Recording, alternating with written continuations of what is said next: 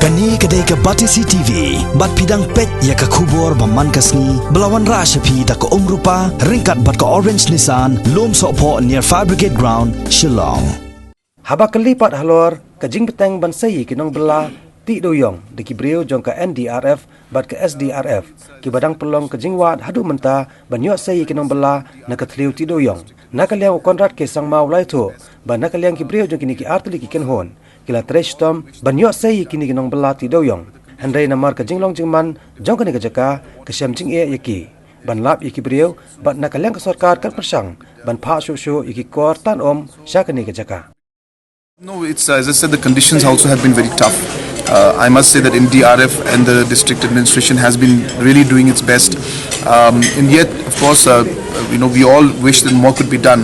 But the conditions are very difficult. The water keeps flowing in. As soon as they pump out some water, it fills up again within minutes. So it's becoming very difficult, and the conditions are very tough. We have asked Government of India for all the help, and Government of India has been very kind to send experts from NDRF. At the same time, we have also one particular gentleman, Mr. Gill, who is a national record holder and experienced person in these kind of situations, has also been in touch with me through email.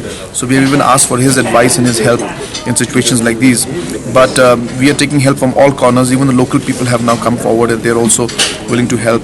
So we are seeing, but as I said, it's something that it's not about the efforts. It's about really the local condition right now. There is very, very difficult for anybody to go in. So we are still trying our best. In fact, we have working out and trying to see more pumps can be engaged to pull out more of the water.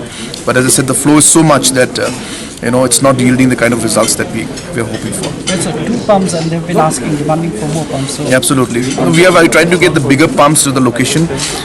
It had also become difficult to transport them to that location because of the rains and all that took place, and the water. The transportation was a challenge.